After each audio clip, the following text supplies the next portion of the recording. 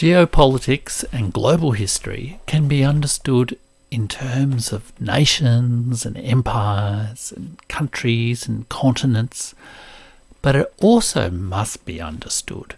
in terms of oceans. Human history has been lived as much on oceans and coasts and rivers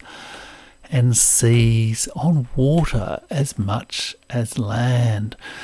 And today the Atlantic alliance of North America and Western Europe is looking to assert its dominance in the Indo-Pacific and so exercise control and leadership over the three great populated oceans of the world. So one history book that tells us the human history of oceans would be a great place to start to build a better understanding of geopolitics and global history. And thankfully, the English-based historian David Abulafia has written this magnificent book, The Boundless Sea, A Human History of Oceans, that I highly recommend. One of the 5 top books to understand geopolitics and world history.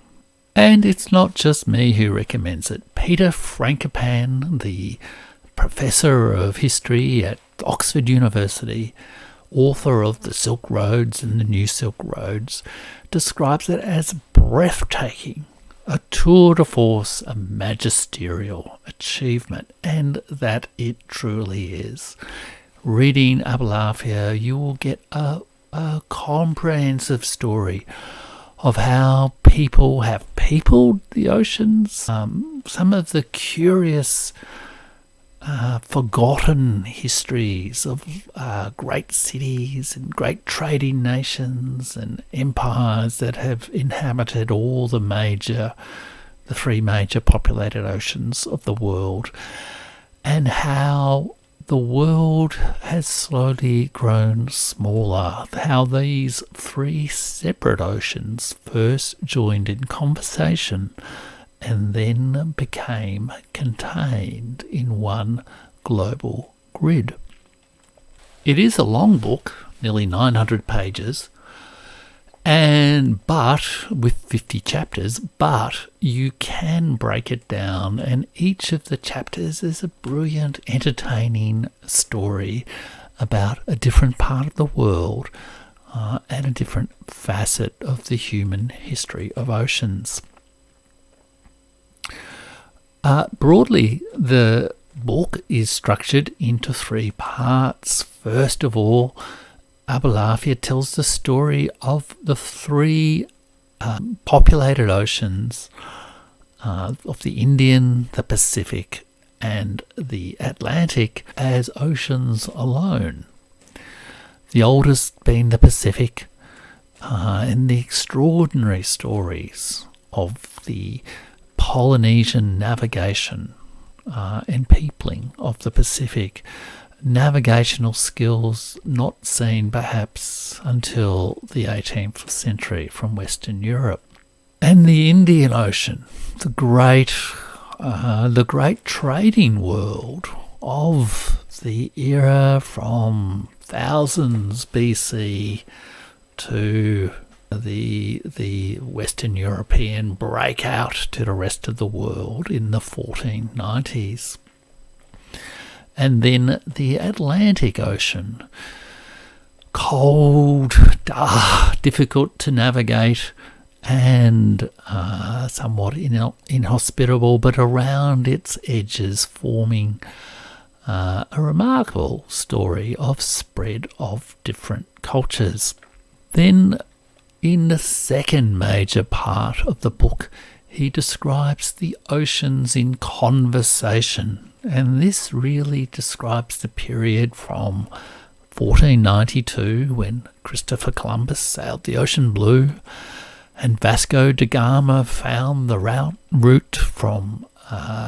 Spain and Portugal to India, and the great European voyages of discovery connected up not just the continents of America and Eurasia and Africa, and ultimately even Australia, but also connected the great three oceans of the world. And Abulafia's stories here are fantastic stories. He takes us through the astonishing stories, really, I guess, of the different early European navigational empires of Cabo and Magellan and Columbus and Da Gama, Amerigo and all the others. He tells us the unusual and forgotten stories of a Danish trading empire, of Russian exploration of the Northern Pacific, and of the slow development of the law of the sea by Grotius. And of course he also tells the difficult and dark story of the transatlantic, indeed multiple ocean slave trade.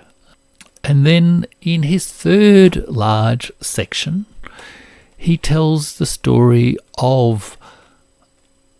the containment of these oceans, their joining together through the building of the Great Suez Canal, of the Panama Canal, but most especially by the development of stronger systems of shipping, of first steamships that no longer relied on the complex trade winds of the Indian Ocean or the difficult currents and trade winds of the Atlantic Ocean, or the astonishing navigational skill of the Polynesians and Tupaio, Captain Cook's companion on his journeys across the Pacific, but forged strong iron bonds, iron grids across the entire world, and ultimately locked the world into a single set of latitudes and longitudes and time zones and navigational instruments. And then through the development from the 1940s, 1950s of the extraordinary revolution of container shipping, created an extraordinary supply chain of goods from which we all benefit, but which has redefined the relationship between the oceans and the different countries of the world. There's so much wonderful material in this book by David Abulafia, but just to give you a flavour for what is unlocked about geopolitics and global history by looking at the human history of the oceans, his chapter 48 describes the changes in the world brought on and the extraordinary stories, the very human but tragic and dramatic stories, the story of both triumph and disaster, contained in both the building of the Suez Canal, which connected the Mediterranean with the Indian Ocean, the Mediterranean and ultimately the Atlantic with the Indian Ocean, and the development, even more remarkably, around 1900 and ensuing years, of the Panama Canal, which connected the Pacific and the Atlantic Oceans and formed the great key with which American naval power unlocked the world. And the story of the Panama Canal is nothing if not the story of geopolitics and the rise of the American empire. You see, in the mid-19th century, American and European initially primarily French entrepreneurs were keen to explore a canal through Central America that would dramatically cut the long shipping routes around the Americas and expedite trade to China, Japan, as well as project military power into the Pacific. Initially, Nicaragua was the preferred place to build the canal, but ultimately Panama was chosen, and initially it was the French who first sought to develop a canal in Panama. Abulafia writes, "On the decision to go for Panama turns not just the future history of Central America, but that of the United States as a world power." Initially, it was not America, though, that sought to build the canal, but the French, and they were absolutely confident that they could overcome the extraordinary engineering challenges that were involved in building a canal through such an extraordinary piece of land and jungle as Central America. But the French effort collapsed in an extraordinary financial collapse, which it seems also promoted anti-Semitism amongst the French population because of the involvement of Jewish financiers. Abulafia says the collapse of the French company building the canal was probably the largest financial crash of the 19th century, and there were some big crashes of the 19th century. Ultimately, however, it was America that built the canal, and in building the canal, they not only had to overcome extraordinary engineering achievements, they had to find a way to overcome the malaria and find a treatment for the mosquito-infected jungles that the construction workers and engineers of the American companies suffered from in that era. And so the building of the Panama Canal is also one of the key reasons why ultimately a solution was found to, or a treatment was found for malaria. And the ambition and the ultimate success in building the canal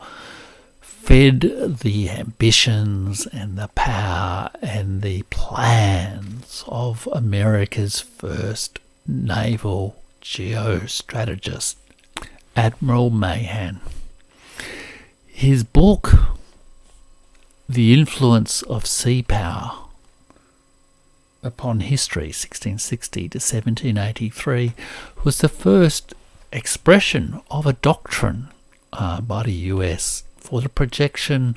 of sea power and not just land power. And it reflected the views of Theodore Roosevelt, then Governor of New York, later President of the United States in the early 1900s, keen advocate of the colonization of the Philippines, of Cuba, and the development of a Pacific empire for America. Theodore Roosevelt is quoted by David Abulafia as saying, "I wish to see the United States the dominant power on the shores of the Pacific Ocean." And so David Abulafia masterfully tells the story of the rise of American power with the rise of it through the connecting containment of the oceans with the Panama Canal and the development of a geostrategy based on oceans that was complemented by the geostrategy based on continents developed by Halford Mackinder in London,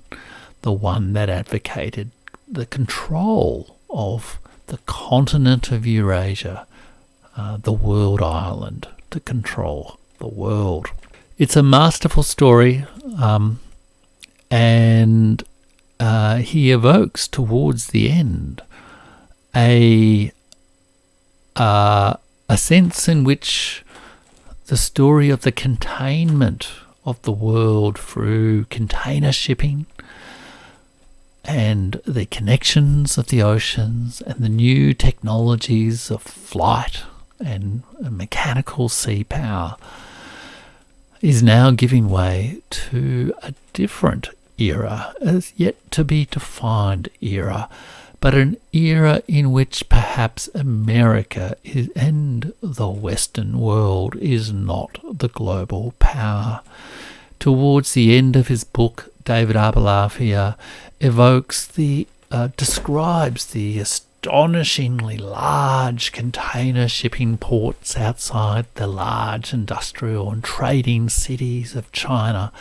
and its control of significant parts of container shipping worldwide. And he says this at the end of the book: "The future may well lie with a great power in the East, which has a new vision of its place in the world. The era of Western dominance that began with Columbus and da Gama and came to embrace North America as well is coming to an end." He says how the classic ports of past times have been displaced by container ports, many of which are not centres of trade inhabited by a colourful variety of people from many backgrounds, but processing plants in which machinery, not men, do the heavy work, and no one sees the cargoes that have often been brought from far away and are sealed inside their big boxes. The nature of contact across the sea has been radically transformed. The One Belt, One Road project, recreating the overland Silk Route by rail, as well as long-distance sea routes between China and Asia, Africa and Europe, will give China increasing control over the movement of the industrial goods it now produces in such vast quantities. This is not just a question of catching up with the West and with nearby economies in Japan, South Korea and Taiwan. It is now a question of overtaking the West and China's neighbours. By the beginning of the 21st century, the ocean world of the last 4 millennia had ceased to exist. David Abulafia's The Boundless Sea, A Human History of the Oceans, is both a magnificent collection of curiosities about seas and navigations and shipwrecks and forgotten cities and trade routes and the dark history of navigation and life on the ocean. But it is also a superb introduction to the reality of geopolitics and world history and how oceans shape our fate, our fates in geopolitics, in ways that the grand geostrategists of the early 20th century